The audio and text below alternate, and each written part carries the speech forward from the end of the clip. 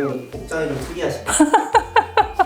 저는 낱낱이 네, 다 오픈하겠습니다. 그럼 뭔지 한번 설명해 주시죠. 평소에 이제 환자분들이 오셔서 그럼 원장님은 집에서 나이트 케어나 이제 루틴 케어를 어떻게 하세요? 라고 물어보시는 분들이 많이 계세요. 오늘은 실제로 이렇게 복장들 이렇게 벗고 제가 하는 모습을 통해서 여러분들 직접적으로 그런 방법들을 좀 알려드리도록 하겠습니다. 원장님 루틴만에 이건 정말 특별한 점이다 하는 게 있나요? 특별한 점이 있죠. 생각지 못한 점들이 있으실 거고, 그 다음에 의외로 이런 것까지 신경 써야 돼 라는 부분도 있고, 아 이거는 하면 안 되는구나 라는 부분도 있으실 거예요. 근데 우선 집에 오시면 뭐부터 하시죠? 저는 집에 오면 제일 먼저 손 씻고요. 왜냐하면 집안에 제가 밖에서 묻혀온 여러 가지 세균이나 오물들을 그대로 만지고 돌아다니면 저희 집이 계속 오염되고, 그 오염된 세균이나 이제 나쁜 오염 물질들이 또 제 피부를 다 상하게 하기 때문에 일단 손을 씻고 휴대폰을 알코올로 한번 깨끗하게 닦습니다. 왜냐하면 씻고 나자마자 제가 뭘부터 먼저 손을 쉴까요? 휴대폰이거든요. 그래서 씻기 전에 휴대폰부터 목욕을 좀 시키고, 그 다음에 이제 저는 얼굴과 이제 몸을 씻는 그런 과정에 들어가게 됩니다. 일단 저는 샤워실 들어가기 전에 세면대 있죠? 세면대에서 1차 세안을 합니다. 그래서 클렌징 젤이나 크림으로 이제 유화를 좀 식히는 과정, 시간이 한 1분 정도 걸리기 때문에 유화를 충분히 식히고, 그 다음에 물로 한번 씻고요. 그리고 양치를 합니다. 왜냐면 나중에 다 씻고 나와서 양치를 하게 되면 그 치약이 또 묻고 보습제에도 영향을 줄 수 있기 때문에 양치와 1차 세안은 세면대에서 하고요. 그 다음에 샤워실로 들어가서, 샤워실에서 순서가 중요하세요. 샤워실에서 보통 어떻게 하냐면 막 해바라기 이런 거 틀어놓고 막 한꺼번에 쫙쫙쫙 씻어내잖아요. 그렇게 하시면 이제 머리를 씻은 오염물이 내 얼굴을 또 오염시키고, 또 샴푸나 컨디셔너에 있는 어떤 코메도제닉, 여드름이나 트러블을 유발하는 성분이 얼굴이나 내 몸, 또 가슴 등에 또 등드름, 가드름 같은 걸 만들 수가 있습니다. 따라서 순서를 잘 생각해 보셔야 되는데, 샤워실에 들어가서는 저 1차 세안만 한 상태죠. 순서는 머리를 가장 먼저 감습니다. 그리고 머리를 감고 나서 몸을 씻고요. 그 다음에 나오기 바로 직전에 2차 세안을 하고 나옵니다. 자, 그 이유에 대해서는 제가 조금 이따가 이제 상세하게 설명을 해드리도록 하겠고요. 그리고 나와서 수건으로 닦을 때의 순서도 중요한데, 얼굴과 목만 닦고요. 바로 보습제. 첫 번째 보습제는 함습제죠. 함습제를 바로 도포를 합니다. 물기를 닦자마자 바르는 것이 포인트입니다. 사실 그때까지 몸은 닦지 않습니다. 왜냐하면 얼굴이 더 소중하기 때문에요. 그래서 얼굴과 목에 보습제를 바르고, 그 다음에 머리 헤어와 바디 부분을 이제 물기를 제거하고 바디로션을 바릅니다. 그런 상태로 화장실에서 이제 나오는 상태가 되겠습니다. 나와서의 과정은 나중에 설명해 드리도록 할게요. 자, 오늘은 이제 풀 메이크업으로 이제 눈과 이제 입술에 포인트 화장까지 한 경우이기 때문에 1차 세안 전에 눈 화장을 조금 지우는 과정이 있습니다. 일반 리무버를 사용하지 않고 지난번에 소개해드린 이게 눈물샘, 마이보험샘을 닦는 오큐소프트라는 이 제품을 사용해서 눈에 자극이 가지 않도록 눈 화장을 지워주는 겁니다. 자, 이렇게 적셔서 눈에 잠시 얹어놓고요. 절대로 비비거나 마찰하지 않습니다. 그리고 충분히 젖은 다음에 살짝 부드럽게만 닦아냅니다. 거품으로 충분히 젖어 있기 때문에 피부에 마찰되는 자극이 없이 안전하게, 또 눈에 들어가도 크게 데미지가 없게 이렇게 씻는 거고요. 리무버는 이제 기름 성분이 많기도 해서 이제 건조한 눈가에 더 건조함을 악화시킬 수가 있고, 자극을 최소화하게 시켜서 이런 거 사용하고 있습니다. 오른쪽도 이렇게 충분히 적셔서 이렇게 조심스럽게 닦아내면 꽤 많은 오염물들이 잘 씻겨져 나오죠. 이렇게 해서 눈가를 색소 화장을 먼저 지웁니다. 눈을 지웠으면 1차 세안을 하는데요. 제가 두 가지 제형을 좀 비교를 해드릴 텐데, 일단 클렌징 젤입니다. 가장 가볍고 이제 세정력은 좀 떨어지지만 그 대신에 이제 피부 장벽을 손상시키는 확률은 가장 적은 물질인데요. 그거를 물 한두 방울 이렇게 묻혀서 왼쪽 얼굴에는 젤을 발라보겠습니다. 그리고 오른쪽 얼굴에는 오늘 화장한 날 경우에는 저는 크림으로 보통 지우는데, 여기도 물 한두 방울을 묻혀서 얼굴에 골고루 묻히시면 이렇게 오염된 그런 물질과 함께 화장품의 어떤 지용성 성분이 유화라는 과정을 통해서 깊이 모공까지 들어가 있던 이런 제품들이 지워지게 되겠습니다. 거울이 없어서 제가 조금 불편하긴 한데 괜찮은 것 같아요. 잘하고 있는 것 같아요. 사실은 세안을 이렇게 오래 하지 않습니다. 세안은 내일 또 씻으면 된다는 생각으로 저는 모든 걸 다 씻겠다라고 하다가 이제 피부 장벽을 손상시키고 피부를 민감하고 염증 상태를 만드는 경우가 많기 때문에 너무 오염에 신경 쓰시는 것보다 피부 장벽을 저는 지키는 데 좀 치중하는 편이고요. 오늘 못 닦은 때는 내일 닦겠다 생각하시면 되시고, 그것이 피부의 본연의 보호 장벽을 지킬 수 있는 원리다라고 보시면 되시고, 그러면은 그 남은 잔여물이 피부를 해치지 않느냐 생각하시면 되는데, 좀 잔여물이 많이 남지 않도록 제발 메이크업을 얇게 하시면 됩니다. 이렇게 하면은 여기 하얗게 이렇게 묻어나오는 거 보이시나요? 이게 이제 유화라는 과정을 통해서 화장품의 잔여 물질과 오염된 먼지, 세균 이런 것들을 이제 깨끗하게 닦아내는 과정이 된 겁니다. 그래서 입술까지, 눈까지. 자, 주의할 점은 절대 압을 줘서 세게 문지르거나 화장을 지우겠다고 무리하게 마찰을 시도하지 않고 애기 씻는 것처럼 보들보들보들하게 내 체온이 닿아서 제품을 녹여낸다라는 기분으로만, 그리고 살짝 지나간다는 기분으로만 이렇게 씻어줍니다. 그렇게 하면 1차 세안의 목적인 유화라는 과정이 이제 완료가 된 거고요. 이제 이 상태로 세면대에 가서 이제 물로 씻으시면 되겠습니다. 그것이 1차 세안의 종결입니다. 씻어볼까요? 물의 온도는 항상 미온수가 좋겠고요. 뜨겁게 해야지 노폐물이 지워지고 차갑게 해야지 탄력이 생기고, 절대 틀린 말씀이세요. 그래서 피부는 미지근한 따뜻한 물 온도를 가장 좋아합니다. 그래서 뜨겁지도 차갑지도 않게 물 온도를 맞추신 다음에 이렇게 그냥 식어내면 됩니다. 자, 이때 1차 세안이 이제 끝났고요. 이 상태로 양치를 하고요. 이제 샤워실로 들어가게 됩니다. 그거는 죄송하지만 못 보여드리겠네요. 큰일 납니다. 사고 납니다.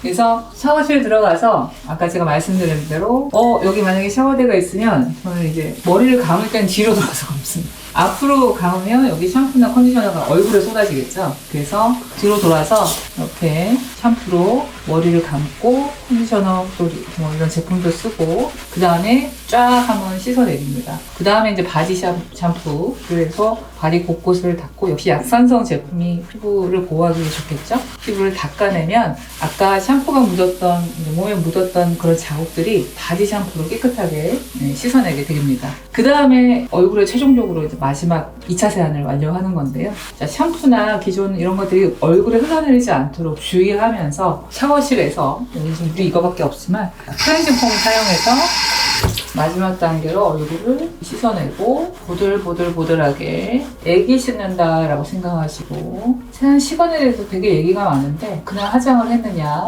바깥 활동이 얼마나 있었느냐, 본인의 피부 타입에 피지가 얼마나 많으냐에 따라서 메이크업이 지난 날이나 피지가 많으신 분들은 한 1분 조금 넘게, 그렇지 않고 피부 장벽이 약하고 많이 건조하신 분들은 조금 짧게, 손을 절대 얼굴을 문지르거나 자극을 주지 않게 주의하시면서 이렇게 2차 세안을 하시고 얼굴을 물로 다시 씻어냅니다.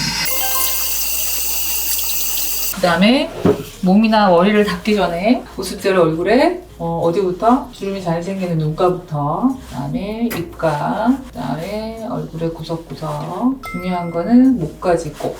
저도 사실 40대 중반까지는 목은 안 발랐었는데, 아까워서 안 발랐었는데 지금 후회를 하고 있습니다. 30대부터 발랐어야 되는데. 보습제를 바를 때도 그냥 묻혀서 이렇게 지나가시면 되시고, 이걸 흡수시켰다고 막 문지르거나 두드르거나 해서 오히려 손에 많이 더 묻히시거나 또 물리적인 마찰이 가지 않도록 그냥 이렇게 얹어서 살짝 지나간다라는 기념으로 이렇게 보습막을 만드신 다음에, 그 다음에 머리를 좀 닦고 몸을 닦고, 몸도 마르기 때문에 몸에는 이런 이제 바디로션을 이제 도포를 막 하고, 전신적으로 도포를 하고 화장실 나가겠습니다. 얼굴은 이미 보습 방어막이 생겼죠?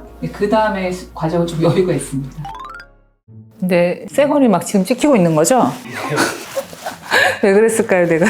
왜 이걸 한다고 그랬을까? 자, 제가 이제 세안하고 샤워하고 샴푸까지 하고 나오는 과정 보여드렸고, 욕실 나오기 전에 몸에 있는 수분을 닦기도 전에 제가 요거 바르는 모습 보셨죠? 제가 항상 강조하는 함습제입니다. 여러 가지 함습제가 있으나 전 단연간 우리 환자분들 치료하면서 난치성 색소 질환들을 치료하면서 나노로 쪼갠 히알루론산의 위력을 체감하고 있어서 저는 한 15년 전부터 이 제품만 사용하고 있고요. 심지어는 제가 이 제품 만들고 있다고 했죠. 근데 출시가 멀지 않았습니다. 자, 이 나노 히알루론산으로 보습막을 만든 다음에 밖에 나와서는 이 보습제를 바르고 바디로션 바르고 하는데 시간이 좀 지체가 됐죠. 그 사이에 자연스러운 인터벌이 생겼습니다. 왜냐하면 한 가지 제품을 바르고 바로 그 다음 제품으로 넘어가는 거는 두 가지 흡수를 다 방해하는 결과일 수 있습니다. 따라서 한 가지 제품을 바르면 한 3, 4분, 4, 5분 정도의 갭이 필요한데 그걸 아까 화장실에서는 이제 바디로션 바르면서 물기를 제거하는 시간을 보냄으로써 활용을 했고요. 그럼 나오시면 바로 2차 보습제, 밀폐제, 이제 유분 성분이 있고 피부 장벽 성분, 세라마이드, 콜레스테롤, 지방산이 함유된 저는 이제 덱시안이라는 제품을 사용을 하는데요. 이거를 발라주시면 되겠습니다. 제가 30대, 40대까지는 사실 이 두 개까지만 발랐고요. 이제 노화가 본격적으로 진행되고 있고 그게 가속되고 있는 이제 50대에 접어들면서부터는 여기에다가 이제 저의 불안함과 애환을 담아서 기능성 제품 두 가지를 추가해서 요새는 사용을 하는 중입니다. 그것이 이걸 바르고 중간에 바르는 항산화제 비타민 C 제품이 있고요. C 페룰릭이라는 페룰산과 그다음에 비타민 C와 비타민 E가 함유된 제품입니다. 자, 이 제품도 피부에 막이 없고 여기서 만드는 아주 pH가 낮은 산도가 높은 그런 환경이 형성돼야 비타민 C가 흡수되기 때문에 이 보습제를 한 수제를 바르고 한 4, 5분 정도 시간이 경과한 후에 얘를 먼저 바릅니다. 바르는 모습도 보여드리면 비싸니까 양을 많이는 못 쓰고요. 손에 절대 먼저 바르지 않습니다. 손에 묻어나는 게 너무 아깝잖아요. 그래서 얼굴에 눈가 주변에 이렇게 내가 꼭 필요한 것부터 먼저 지나가고 가장자리는 남은 양으로 좀 흡수시킵니다. 그래야지 아껴 쓸 수가 있어서 이렇게 바르고 예전에는 목에는 안 발랐겠지만 이제는 목에도 목에도 가능한 최소량으로 전체를 커버할 수 있게 얇게 포항해서 이렇게 발라줍니다. 바르고 나면 왠지 약간 상큼한 느낌이 들면서 이제 피부에 약간 보약술 느낌이 들거든요.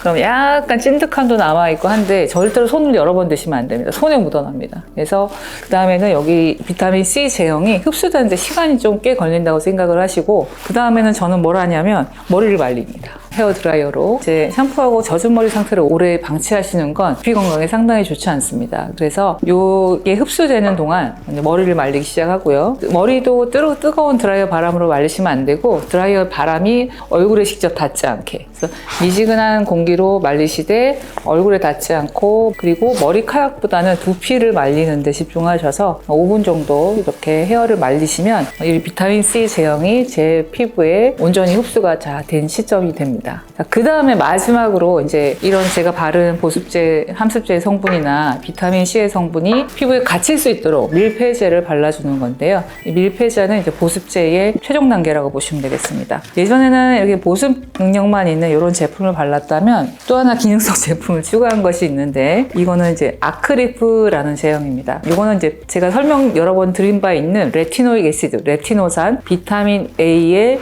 유도체로서 전문의약품으로서 처방을 받으면 구매를 하실 수 있는 겁니다.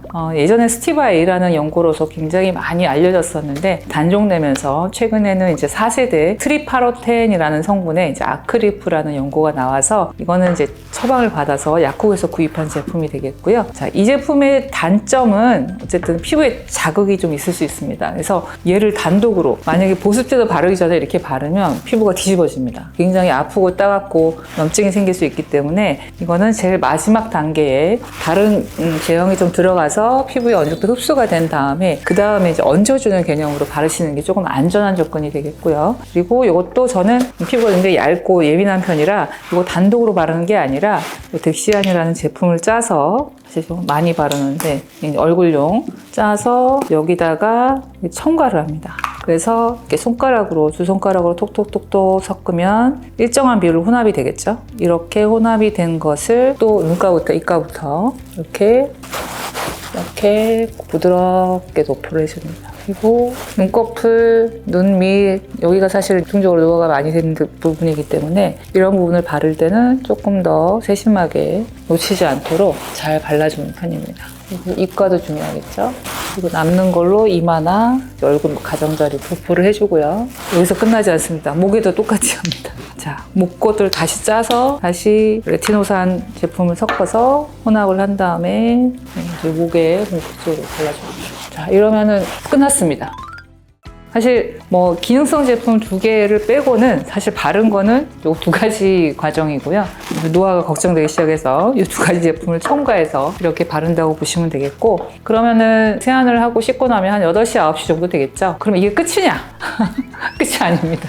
제가 잠을 보통 한 12시 정도에는 이제 드는 편인데 8시 정도에 이걸 바르고 나면 12시 정도가 되면 이미 보습막이 깨져 있고 건조합니다. 그래서 저는 자기 전에도 아까 아크리프는 한번 기능성 제품을 한 번 발랐으면 됐고요. 이 밀폐제 계열을 한 번 더 바르고 그리고 나서 보통 잠에 드는 편이고요. 또 제가 너무 많이 건조하기 때문에 이제 50이 넘으니까 중간에 자다가 깹니다. 한 번 내지 2번 화장실 가려고 깨는데 그때도 일어나서 굳이 화장대에 앉아서 불 켜지 않아도 늘 손에 닿는데 어떤 이런 제형들을 두고 건조한 부위, 눈가, 입가 이런 데라도 한번 쓱 바르고 다시 눕습니다. 20, 30대는 이제 한 번 바른 보습막이 오래 가지만 신생아들 뭐 크림 바르면 저녁 때까지도 뽀송뽀송 하잖아요. 근데 나이가 들어가면 갈수록 이제 피부 장벽이 깨지면서 보습력이 이제 점점 약해지고 자꾸 건조함이 초래됩니다. 그래서 저 나이를 직시하고 이렇게 틈날 때마다 이렇게 밀폐제를 발라주는 것이 이제 보습의 완성이라고 보시면 될 것 같고요. 그리고 여기서 빼놓을 수 없는 게 이제 물 먹는 거. 이제 화장실 갈까봐 자는 동안 이제 물을 저녁 때 아예 안 드시는 분도 있는데 물을 한꺼번에 드시면 그게 바로 소변으로 다 빠져나가 버리거든요.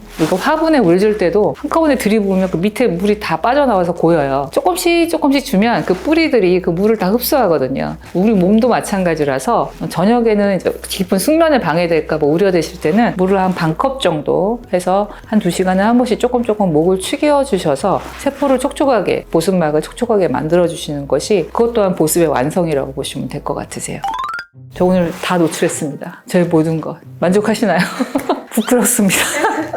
내가 왜 그랬을까? 오늘 빨리 사라질게요. 부끄러워. 자, 오늘 생얼을 잊어주시고요. 다음 편에서는 다시 예쁜 모습으로 인사드리겠습니다. 민폐 죄송합니다.